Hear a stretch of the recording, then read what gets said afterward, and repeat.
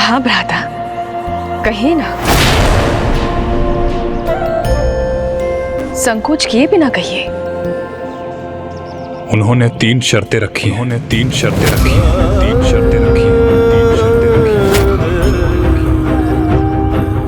शर्त? कैसी शर्त? मेरी पहली शर्त, मैं उसी स्त्री से विवाह करूंगा जिसका नाम चरत्कारु होगा। दूसरी शर्त, मैं अपनी पत्नी के भरण पोषण के उत्तरदायित्व से नहीं बंधा रहूंगा, किंतु उन्हें मेरा प्रत्येक आदेश मानना होगा। मेरी सेवा में कोई चूक नहीं करनी होगी। तीसरी और अंतिम शर्त, यदि उनसे कहीं भी कोई भूल हुई तो मैं उसी क्षण उनका त्याग करने के लिए मुक्त हो जाऊंगा, और तब मुझे कोई भी रुकने के लिए विवश नहीं करेगा। मैं उसी स्त्री से विवाह करूंगा। मैं अपनी पत्नी के भरण पोषण के उत्तरदायित्व से नहीं बंधा रहूंगा। मेरा प्रत्येक आदेश मानना हो तो मैं उसी क्षण उनका त्याग करने के लिए मुक्त हो जाऊंगा।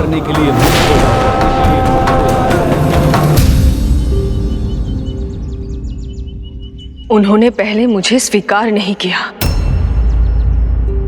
और उसके पश्चात ऐसी शर्त रख दी जो संसार में कोई भी स्त्री स्वीकार नहीं करेगी। और आप कह रहे हैं मैं उनसे विवाह कर लूं? माता, ऋषिवर ने ये कैसी शर्त रख दी थी?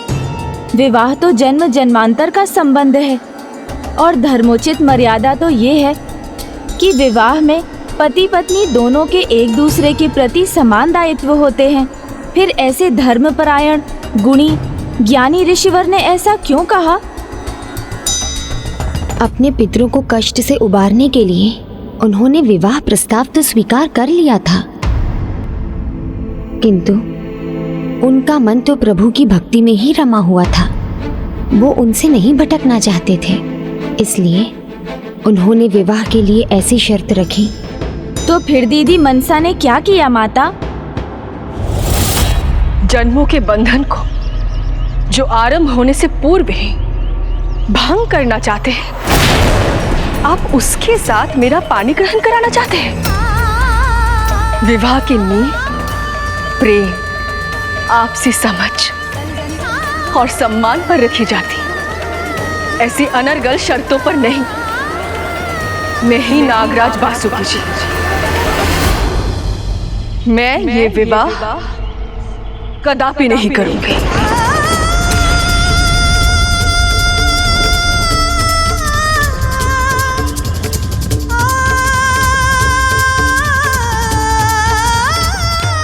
किसी प्रकार से तो ऋषि जरत्कारु ने अपनी सहमति दी थी विवाह के लिए,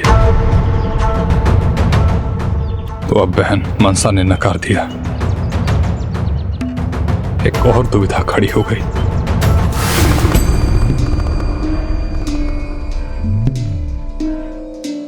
प्रभु, बड़ी दुविधा में हूं। बहन मनसा के ना का कारण भली भांति समझता हूं, किंतु संपूर्ण नागवंश की रक्षा की नींव है ये विवाह। मां, ऋषि जरत्कारु को समझाया मैंने कि आपकी शर्तें मान्य नहीं हो सकती, किंतु वो माने नहीं। अब आप ही बहन मनसा को समझा सकती हैं, अन्यथा संपूर्ण नागवंश समाप्त हो जाएगा। माता,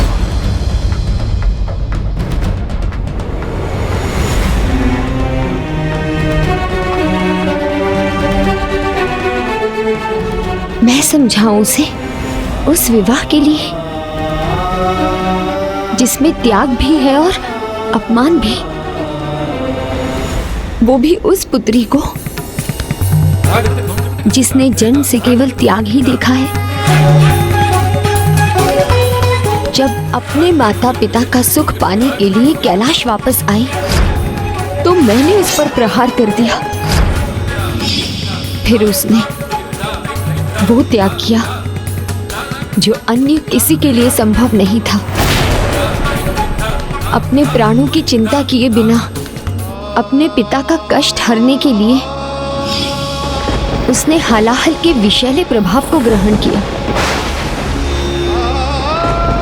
किंतु उसके बाद भी उसे अपने माता पिता के स्नेह का सुख नहीं प्राप्त हुआ। उसे कैलाश का त्याग कर हमसे दूर जाना पड़ा। जिसे जीवन के आरंभ में भी कोई सुख प्राप्त नहीं हुआ, मैं उससे ये कैसे कह दूं कि उसे विवाह में भी समझौता करना होगा? नहीं नागराज, इसके लिए तो स्वयं आपको ही उसे मनाना होगा।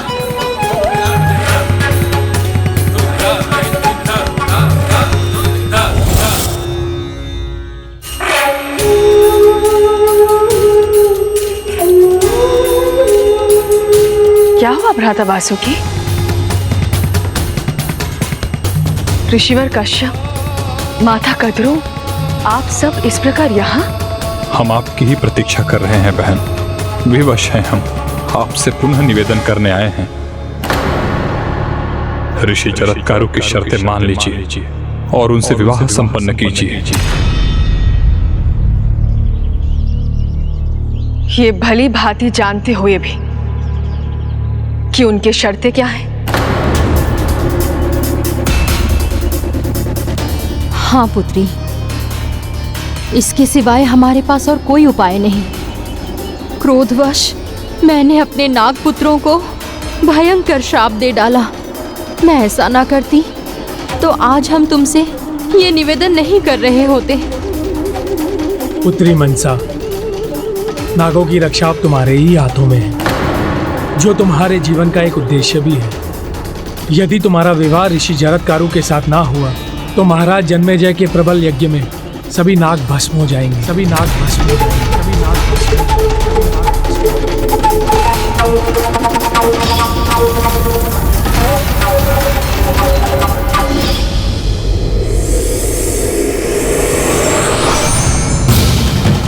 यदि ऐसा हुआ तो ना तो महादेव के आभूषण वासुकी रहेंगे और ना नारायण के शैया के लिए मैं शेषनाग शेष रहूंगा।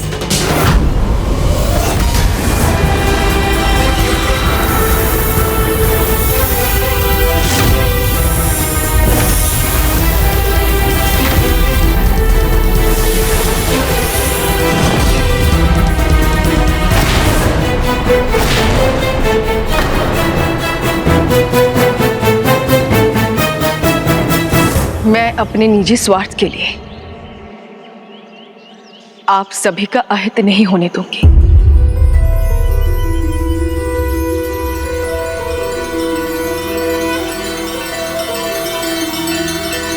मैं इस विवाह के लिए तैयार हूं। इस विवाह के लिए तैयार हूं। विवाह के लिए तैयार हूं।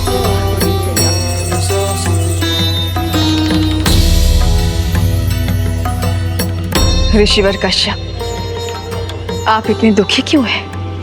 आप ही ने कहा था ना, मेरे जन्म के उपरांत ही मेरे जीवन के अनेक उद्देश्य हैं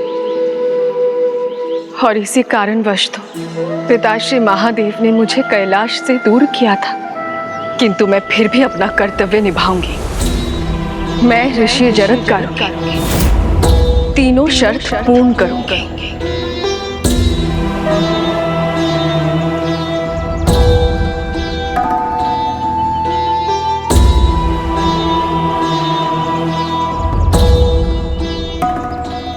ऋषिवर कश्यप, मेरा जन्म तो आप ही के यज्ञ से हुआ था, तो इस नाते आप और माता कद्रू मेरे भी माता पिता हुए। इसीलिए मेरा कन्यादान भी आप दोनों को ही करना चाहिए। आशीष दीजिए मुझे, मैं प्रभु श्री कृष्ण की तपस्या कर जरत्कारु नाम प्राप्त कर सकूं। कल्याण हो पुत्री।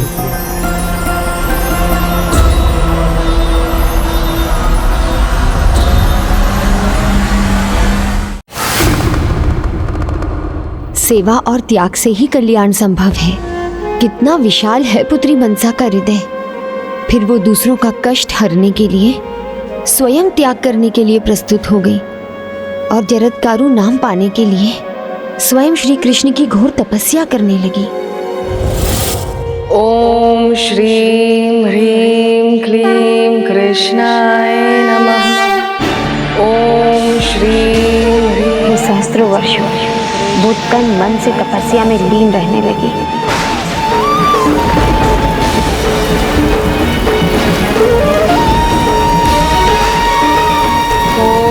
जिसके कारण उसका कोमल शरीर जैसे मुरझा गया, जीर्ण शीर्ण हो गया। ओम श्रीं क्लीं ह्रीं कृष्णाय नमः।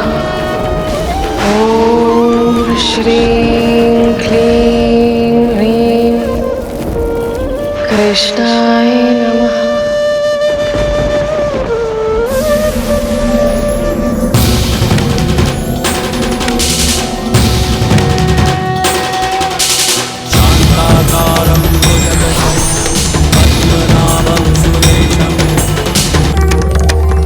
अपने नेत्र खोलो पुत्री मनसा।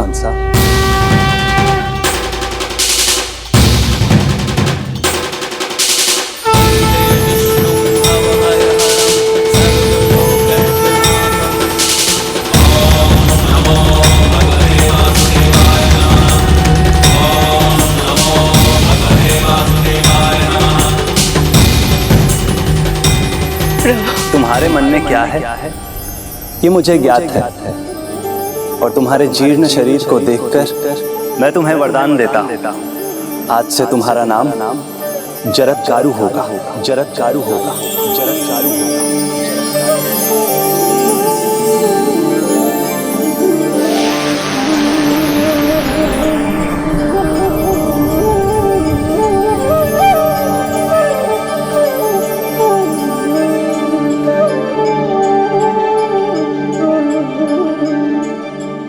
मैं तुम्हारे तप से प्रसन्न हूँ। जाओ पुत्री, अपना जीवन सार्थक करो। और मैं तुम्हें यह भी वरदान देता हूँ, भविष्य में तुम पूजनीय बनोगे।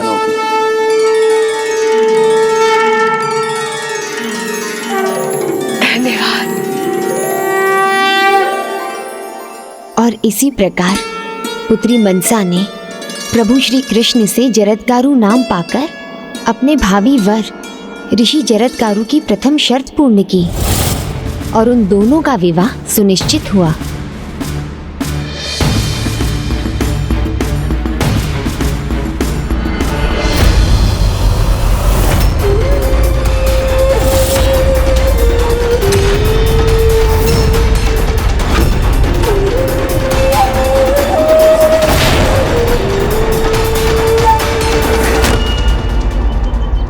विवाह संपन्न होने से पूर्व मैं स्वयं देवी जरत्कारु के मुख से सुनना चाहता हूं कि क्या उन्हें मेरी शेष 2 शर्तें स्वीकार हैं।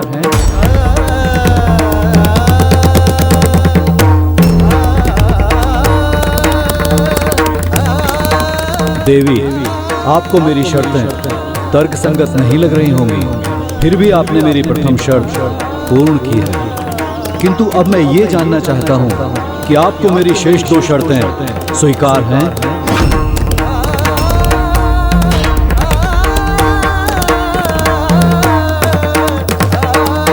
मैं आपका भरण पोषण नहीं करूंगा, किंतु आपको मेरे प्रत्येक आदेश का पालन करना होगा, मेरी सेवा करनी होगी, और यदि आपसे कोई भी भूल हुई तो मैं वहां एक पल भी नहीं रुकूंगा, और ऐसा करने के लिए मुझे कोई विवश नहीं करेगा।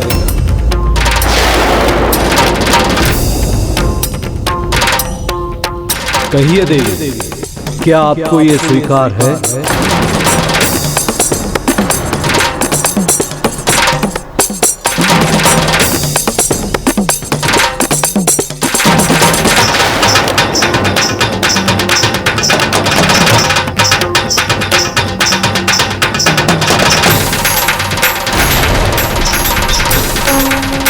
मुझे स्वीकार है, मुझे स्वीकार है।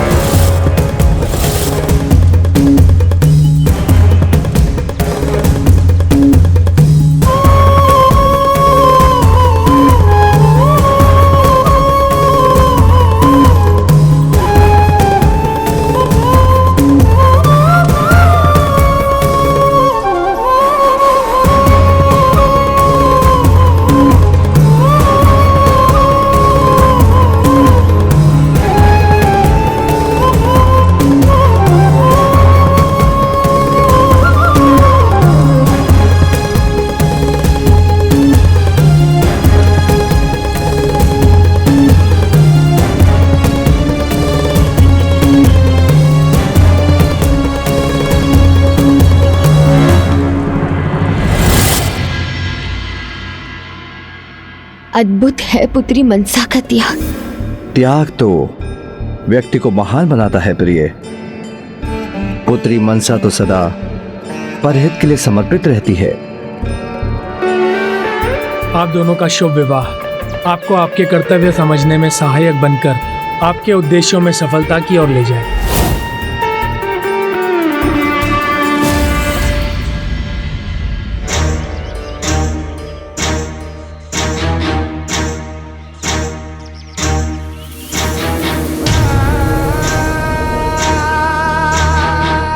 जिस जीवन साथी को जन्म जन्मांतर का साथ निभाना चाहिए, उसे विवाह के आरंभ में भी साथ चलना स्वीकार नहीं।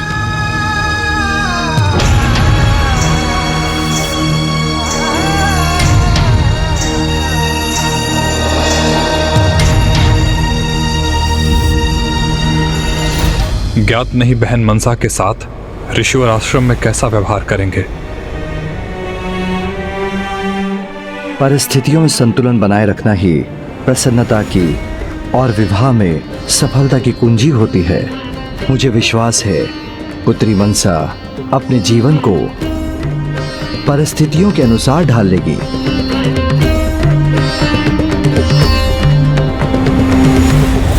विवाह तो सुखमय होना चाहिए, किंतु दीदी मनसा के साथ विवाह के दिन ऐसा अन्याय होना तो सर्वथा अनुचित था माता।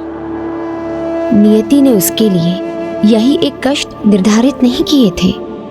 अभी तो उसे और भी कष्ट सहने थे। हम आश्रम पहुंच गए। स्वामी का इतना रूखा व्यवहार मेरे पति।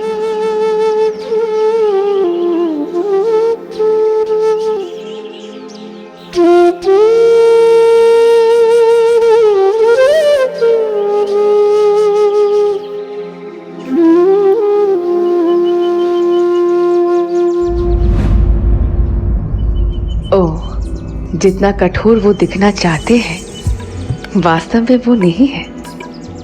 मेरे स्वागत के लिए पुष्प लाए हैं।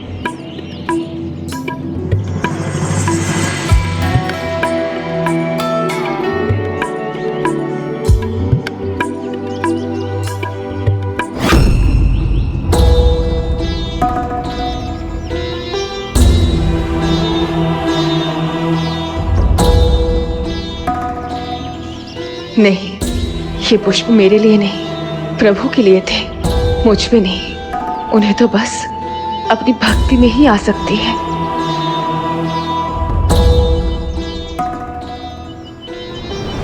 देवी जरत्कारु, वहां मत खड़े रहिए।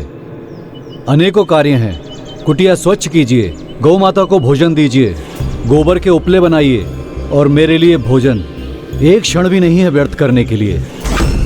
स्वागत का और स्नेह का एक शब्द नहीं, आदेश इतने सारे दे दिए स्वामी ने। मेरी ये कठोरता देवी जरत्कारु को असंतुष्ट भी करेगी और उन्हें भूल करने के लिए विवश भी। फिर इनकी त्रुटि को कारण बनाकर मैं इस वैवाहिक जीवन से मुक्ति पाऊंगा और सारा ध्यान अपनी साधना पर केंद्रित करूंगा।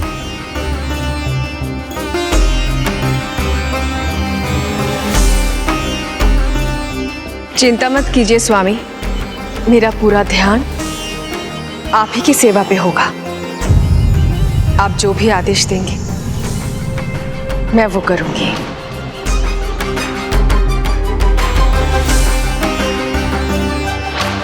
ओम नमः शिवाय। ओम नमः शिवाय।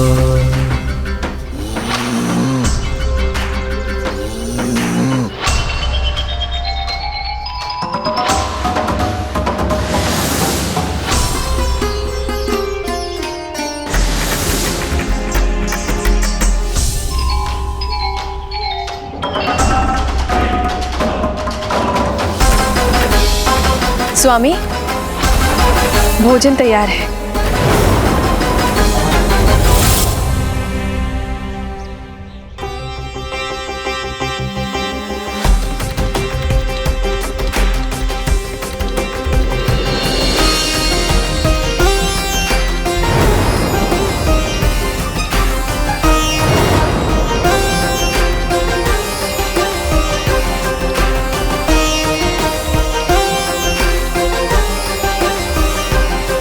देवी जरत्कारु, आपको विश्राम की अनुमति नहीं।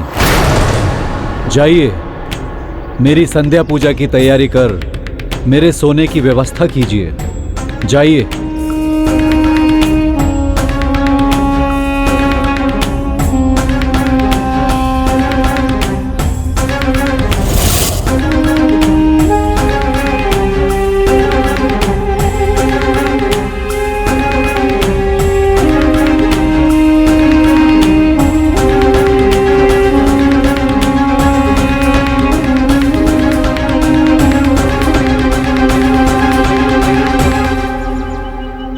ओम नमः शिवाय। ओम नमः शिवाय।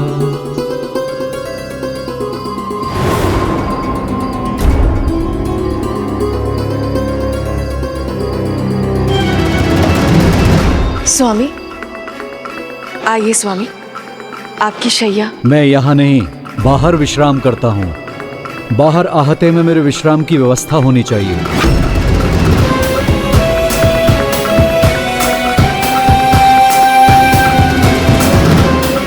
अवश्य।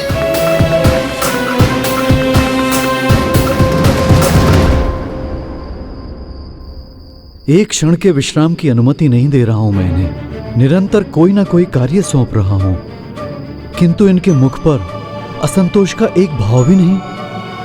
मुझे और कठोर बनना होगा, अन्यथा ये कोई भूल ही नहीं करेंगी।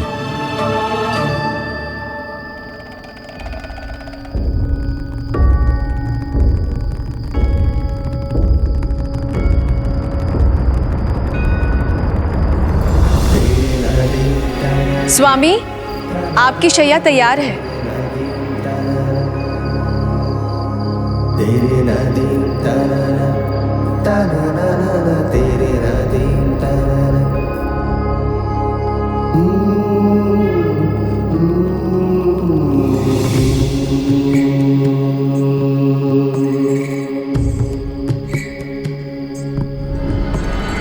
नहीं, आप यहां नहीं, भीतर विश्राम करेंगी।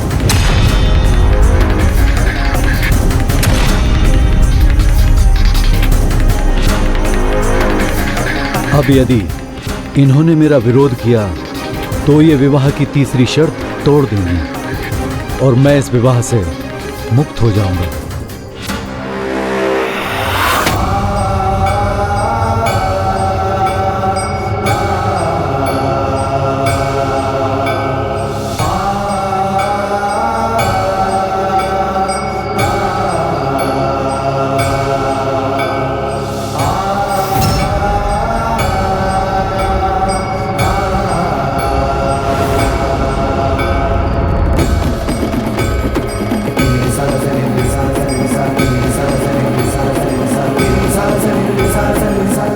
स्वामी का अंगवस्त्र।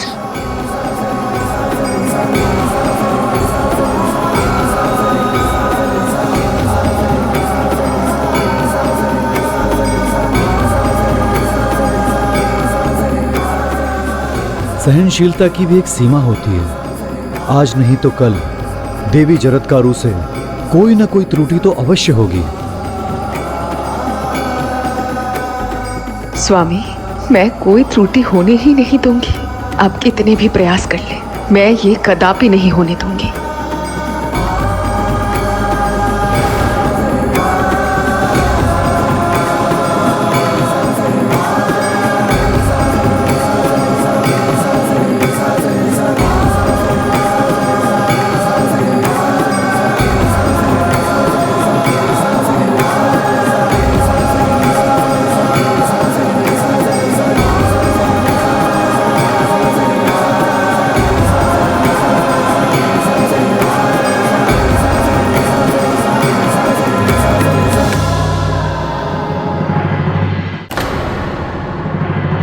अर्थात ऋषिवर समझ गए कि दीदी मनसा इतनी सरलता से कोई त्रुटि नहीं करने वाली थी। हाँ पुत्र, इसलिए वो मनसा के लिए और भी कठिनाइयां उत्पन्न करते चले गए। ओम नमः शिवाय। गौ चारा खा रही है, बिखरी हुई कुटिया भी संभर गई है। एक नारी ही मकान को घर बनाना जानती है। नहीं नहीं, मुझे कोमल नहीं होना है, अपितु और भी कठोर होना पड़ेगा। तभी देवी मनसा के मन में मेरे प्रति कहीं रोष जागेगा।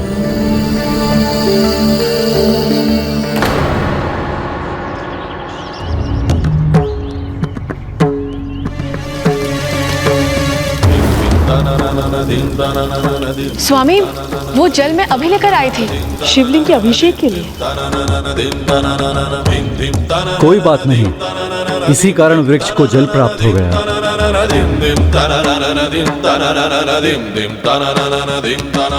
जाइए, शिवलिंग के अभिषेक के लिए जल लेकर आइए, और हाँ, शीघ्र लेकर आइएगा। प्रहर पूर्ण होने से पूर्व मुझे अपनी पूजा आरंभ करनी होगी। किंतु स्वामी, मैंने कहा ना आपको, जाइए।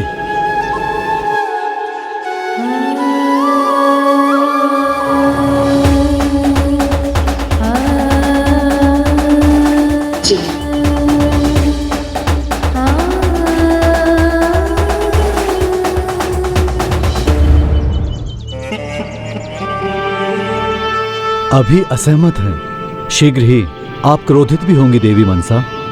आपके भीतर जो हलाहल विष है, बस उसे क्रियान्वित करना ही शेष है।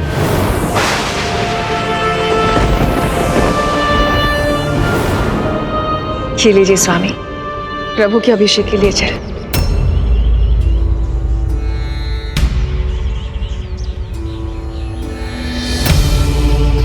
किंतु ये जल तो दूषित हो गया, इसमें सूखा पत्र जो गिर गया।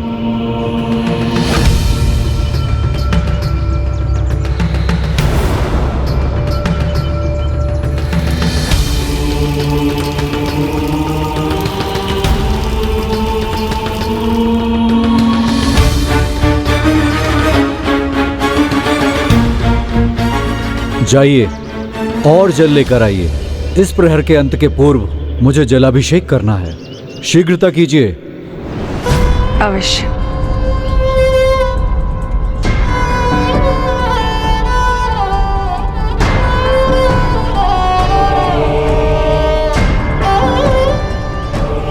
मैं ये देखकर दुखी भी थी और ऋषि जरत्कारु से क्रोधित भी, किंतु मनसा अपने कर्तव्य निभाती चली गई। क्रोध को अपने निकट भी नहीं आने दिया, किंतु नागों की रक्षा के लिए इस विवाह से संतान होना आवश्यक था, जिसमें ऋषिवर को कोई रुचि न थी। वो तो बस पुत्री मनसा से कोई भूल करवाना चाहते थे।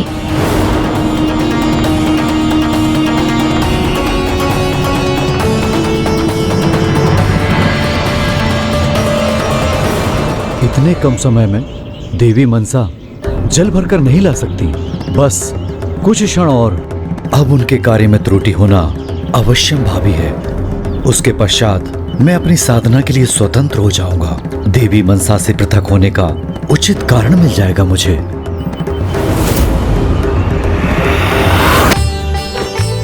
क्या हुआ स्वामी, आप मुझे इस प्रकार क्यों देख रहे हैं? कुछ नहीं, कुछ नहीं, आप जाइए।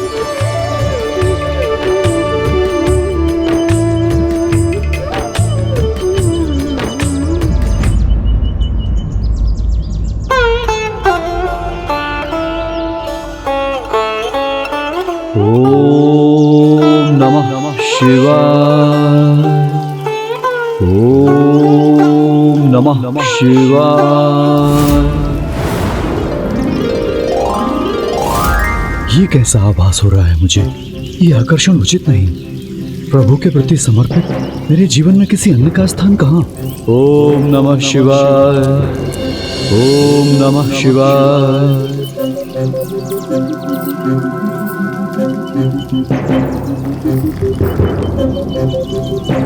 प्रभु का अभिषेक करते हुए मेरा मन भटक रहा है। ये मैं कदापि नहीं होने दे सकता। ओम नमः शिवाय। ओम नमः शिवाय। ओम नमः शिवाय। ओम नमः शिवाय।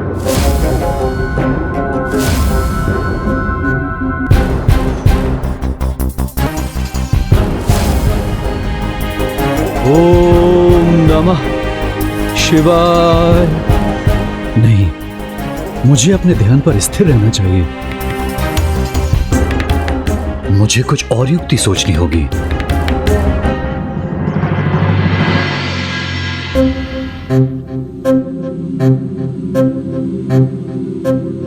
इस प्रकार जरदकारु की कामना और व्यवहार दोनों दो दिशाओं की ओर बढ़ती रही। मस्तिष्क उन्हें वैवाहिक जीवन से शीघ्र निकलने को प्रोत्साहित कर रहा था, तो मन उन्हें मनसा के पवित्र प्रेम में उलझाता जा रहा था। क्या हुआ स्वामी? आप कुछ कहने वाले थे? कुछ त्रुटि तो नहीं हुई मुझसे?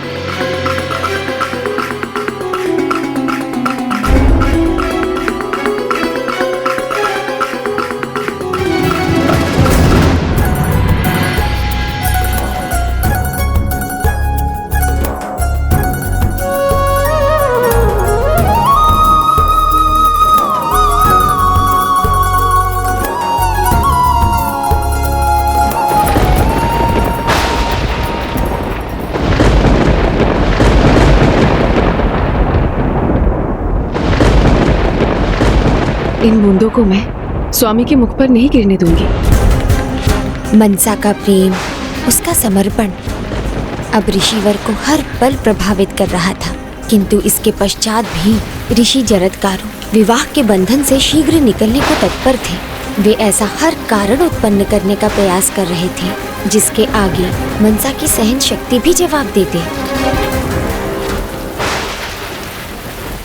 अद्भुत है देवी जरदकारु का सेवा भाव, अद्भुत है उनकी निष्ठा।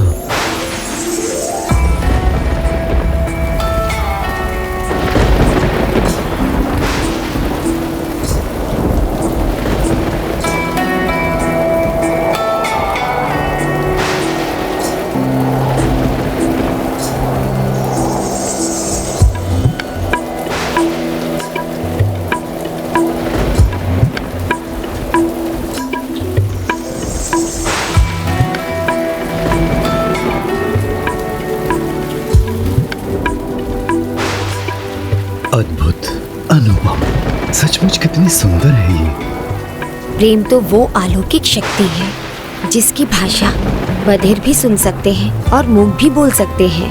और जरदकारु तो ऋषि थे, उन्हें भी मनसा के मन की बातें भली भांति समझ में आती थी।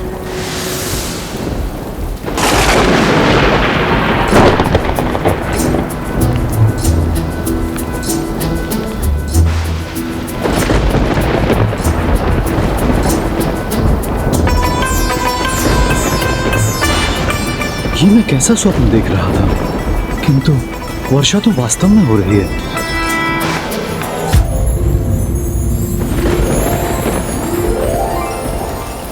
मुझे तनिक भी कष्ट नहीं होने देना चाहती हैं ये, और मैं इनका त्याग करने का प्रयास कर रहा हूँ। स्वामी, प्रतीत हो रहा है तीव्र वर्षा आने वाली है। आप शीघ्र भीतर चलिए, आपकी शैया में भीतर ही लगा देती हूँ। आइए।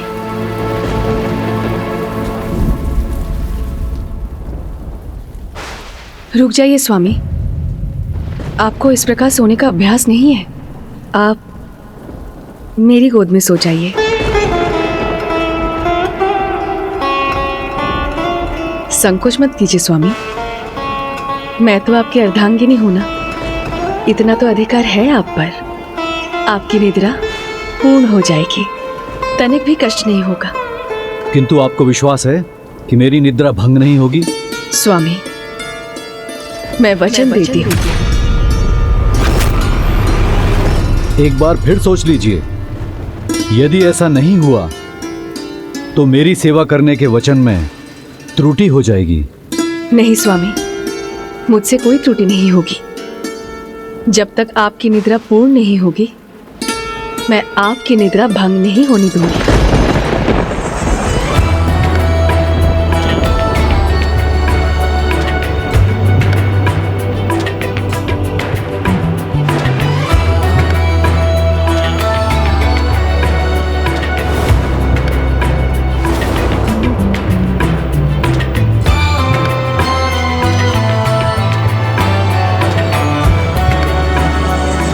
इतने समय बाद स्वामी ने मुझे अपने निकट तो आने दिया।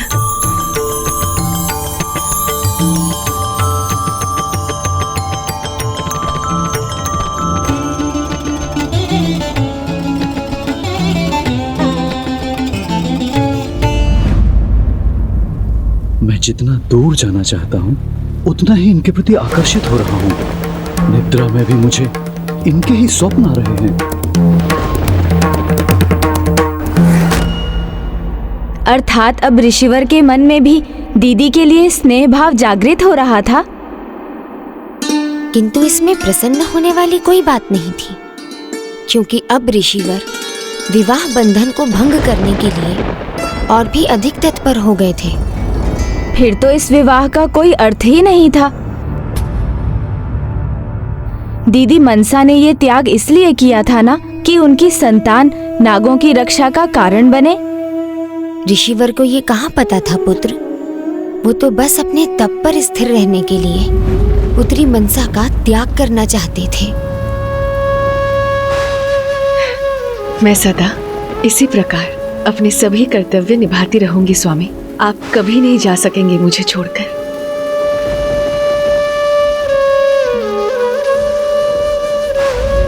अब तो ये भूल कर ही देंगी। यदि इन्होंने मुझे उठाया तो इनका वचन भंग होगा, और यदि सूर्यास्त से पहले नहीं उठाया तो भी उसे भूल ही माना जाएगा।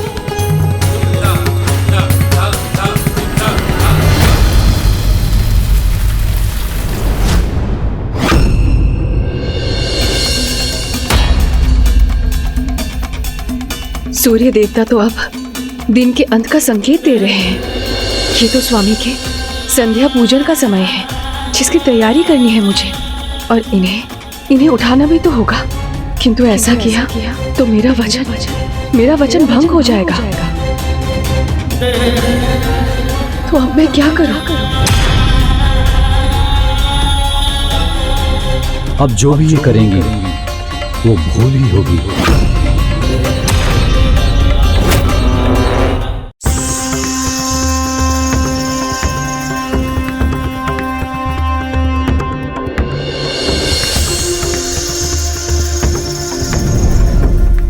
स्वामी के लिए जीवन में उनकी भक्ति से अधिक महत्वपूर्ण कुछ भी नहीं, इसलिए अब मुझे इन्हें उठाना ही होगा।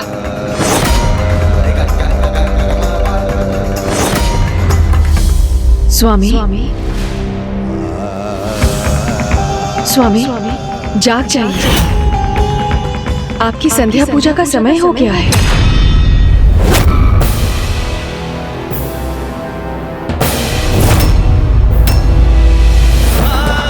जब तक आपकी निद्रा पूर्ण नहीं होगी, मैं आपकी निद्रा भंग नहीं होने दूंगी। ऐसा अवसर मुझे फिर नहीं मिलेगा। मेरी अधूरी निद्रा से जगाकर आपने अपना वचन भंग कर दिया। मेरी सेवा में ये त्रुटि हो गई आपसे। ये आपसे बहुत बड़ी भूल हुई है। किंतु स्वामी, आपकी संध्या पूजा छूट जाती, ये तो सबसे बड़ी त्रुटि होती ना। इसीलिए मेरा ये कर्तव्य था आपको जगाना, इसीलिए मैंने। नहीं, कोई त्रुटि नहीं होती।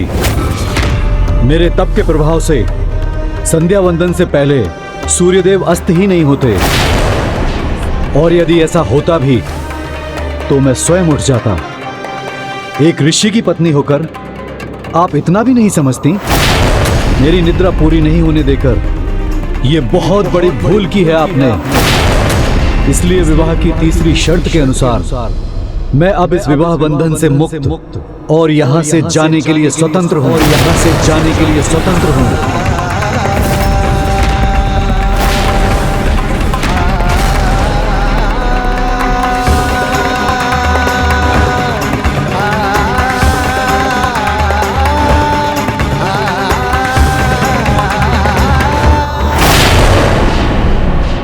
क्या आप मुझे सत्य में छोड़ के जा रहे हैं?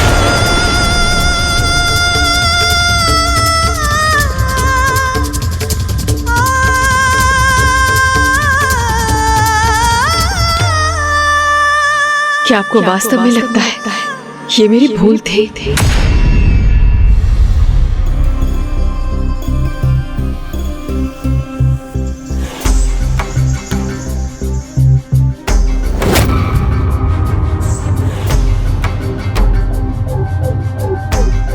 क्यों? आपको विवाह की तीसरी शर्त स्मरण नहीं? आप मुझे रोक नहीं सकती।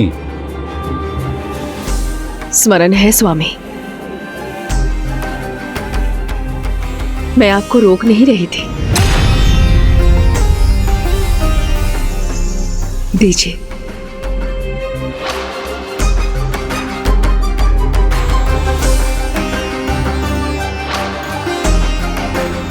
अद्भुत हैं देवी जरत्कारु। स्वयं अपने हाथों से मुझे विदा करने की तैयारी कर रही हैं।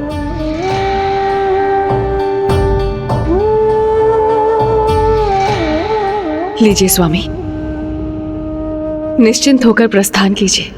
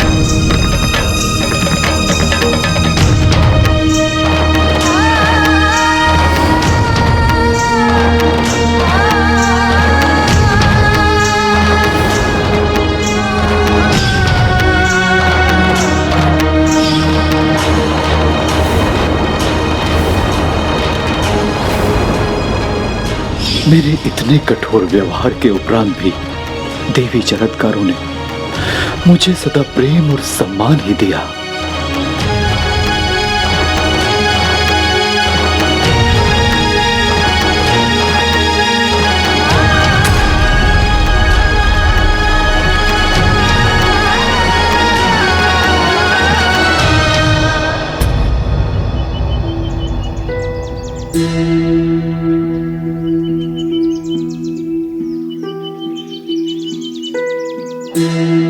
मैं चलता चला जाऊंगा,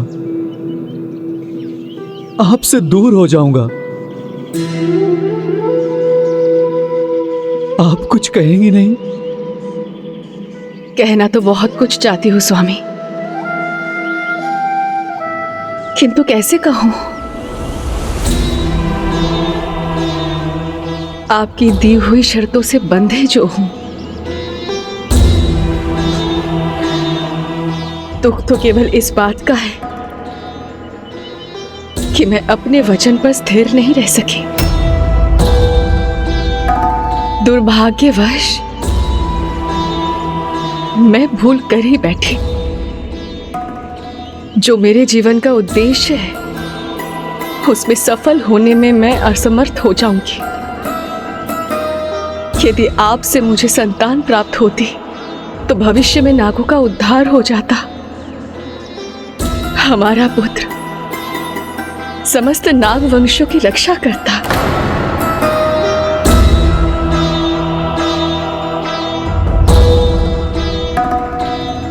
हाँ स्वामी, मैं पत्नी धर्म निभाने में असफल रही। जिस पुत्र की मैंने कामना की थी उसे मैं प्राप्त नहीं कर सकी। इतना त्याग करने के बाद भी, इतना कष्ट सहने के बाद भी आप स्वयं को ही दोषी ठहरा रही हैं। आपने पत्नी धर्म भी निभाया और मैं आपके प्रति आकर्षित भी हुआ। जितना आपसे दूर जाने का प्रयास करता था उतना ही मन आपकी ओर खिंचा आ रहा था। और अब आपकी ये विनम्र उदारता मुझे आपकी ओर और भी आकर्षित कर रही है देवी।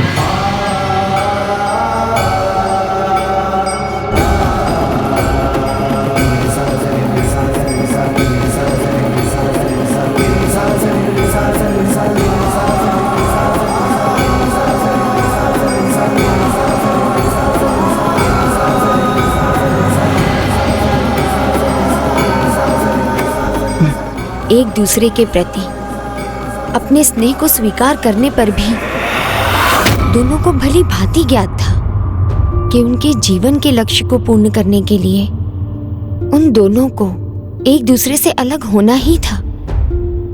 यही उनका भाग्य था।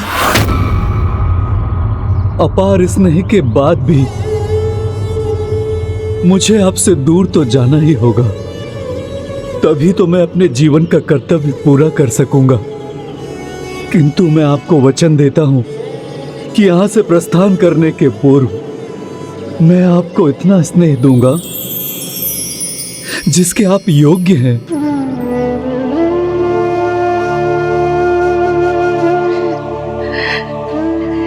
स्वामी, जितने भी दिन हम स्नेह भाव से और प्रेम भाव से बिताएंगे, मेरे लिए उतना ही पर्याप्त होगा।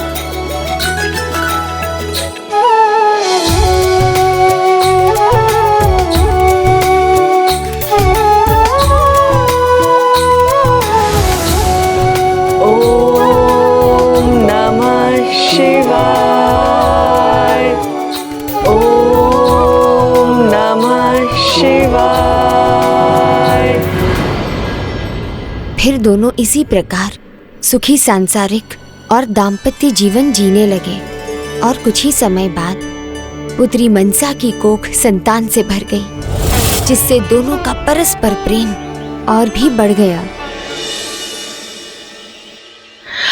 स्वामी, इस अवस्था में विश्राम करना ही आपका धर्म है और आपकी सेवा करना मेरा धर्म।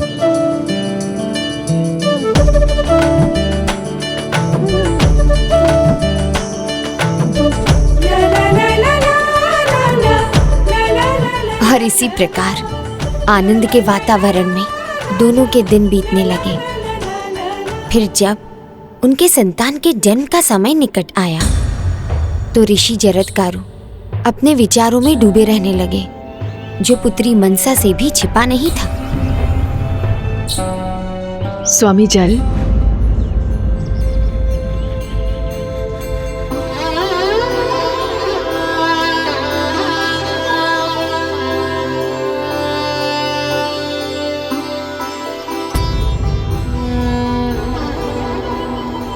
कुछ दिनों से स्वामी इतने उदास क्यों हैं?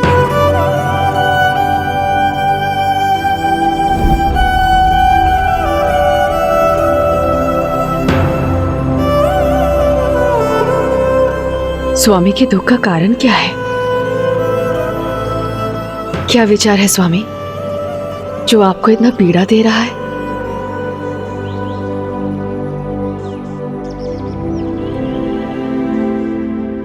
समझ गए,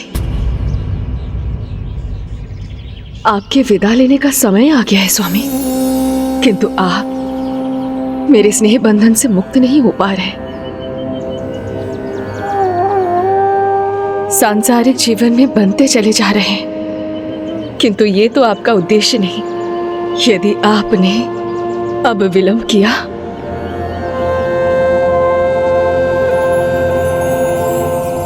तो पुत्र होने के पश्चात आप कदापि नहीं जा पाएंगे। ना मैं और ना आपकी संतान आपकी साधना के मध्य कभी नहीं आना चाहेंगे, क्योंकि आपका तो वही उद्देश्य है, कठोर तप कर भगवान के निकट जाना और एक भक्त और भगवान के मध्य हम कभी नहीं आएंगे स्वामी। इसलिए अधिक विचार मत कीजिए स्वामी,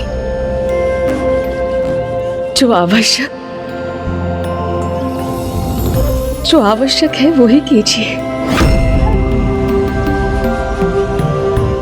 क्योंकि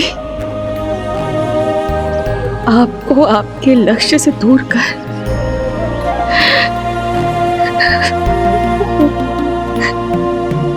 मैं दोष की भागी नहीं हो सकती।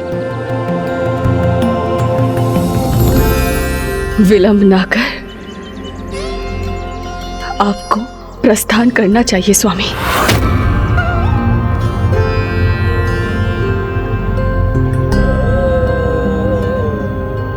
त्याग का सुफल तो सबको मिलता है माता, किंतु क्या दीदी मनसा के साथ भी ऐसा हुआ, या ऋषिवर उनकी निष्ठा और त्याग को अनदेखा कर उनसे दूर हो गए?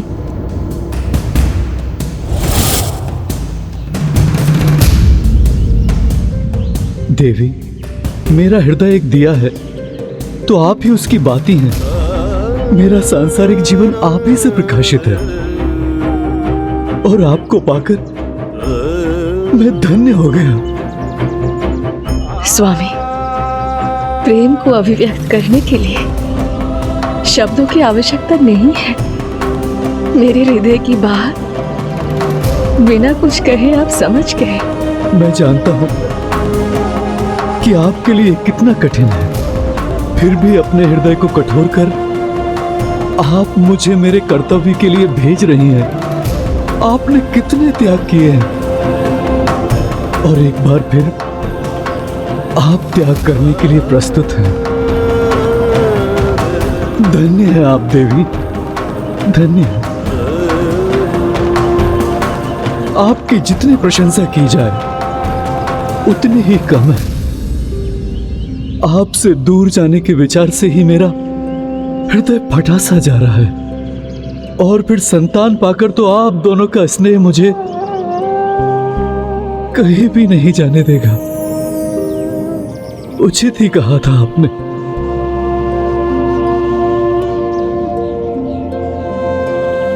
अब मुझे साहस करना होगा। यहां से प्रस्थान करने के लिए अपने हृदय को मनाना होगा।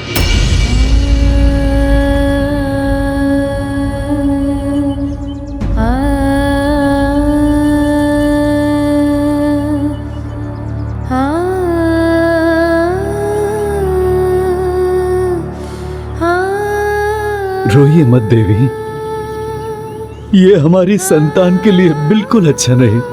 आप देखिएगा, बहुत तेजस्वी पुत्र होगा हमारा, आस्था का प्रतीक, धर्मशास्त्र, वेद पुराण उपनिषद में विश्वास रखेगा, इसलिए आप इसका नाम रखिएगा आस्तिक। आस्तिक आस्तिक।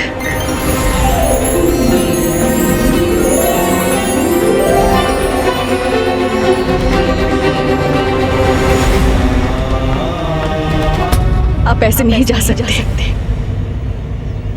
क्या मुझ पर एक उपकार करेंगे स्वामी?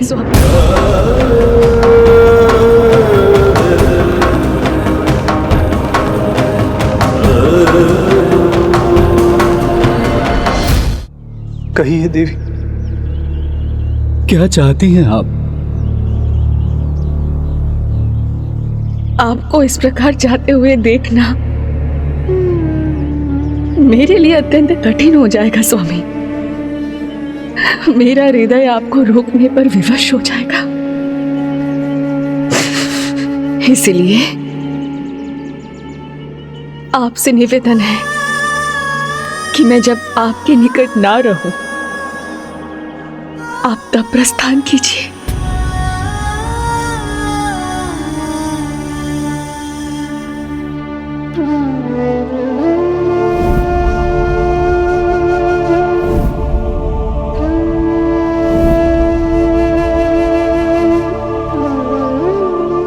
आपका ये अंगवस्त्र। मेरा अंगवस्त्र? हाँ स्वामी, आप जब प्रस्थान करेंगे आप आपका अंगवस्त्र छोड़ के जाइएगा। मैं समझ जाऊंगी कि आप चले गए हैं,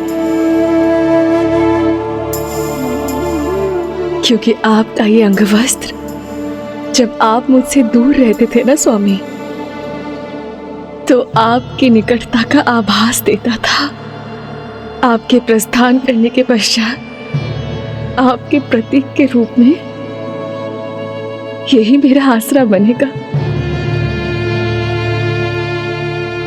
देवी जरत्कारु,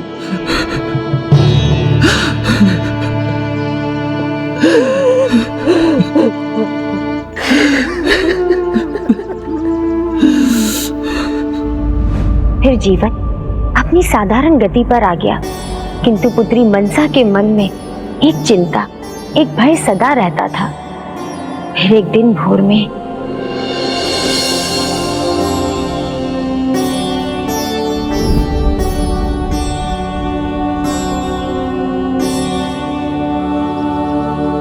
स्वामी, दीजिए स्वामी, ये वस्त्र मैं सुखा देती हूँ। आपके कमंडल और जपमाला वहां रखे हैं।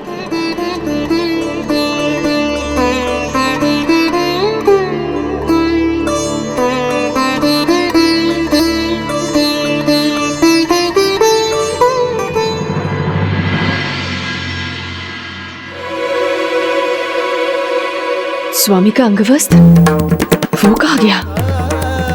स्वामी, स्वामी कहाँ गए?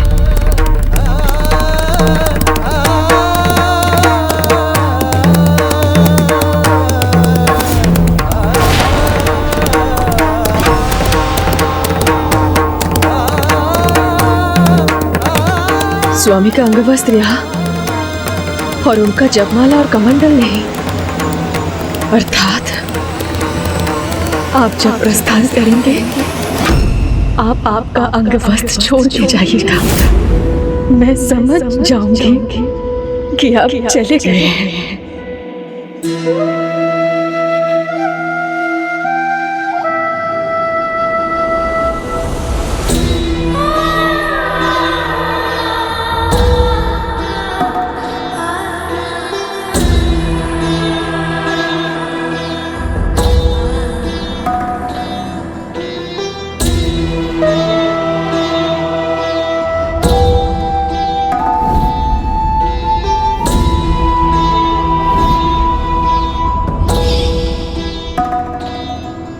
स्वामी,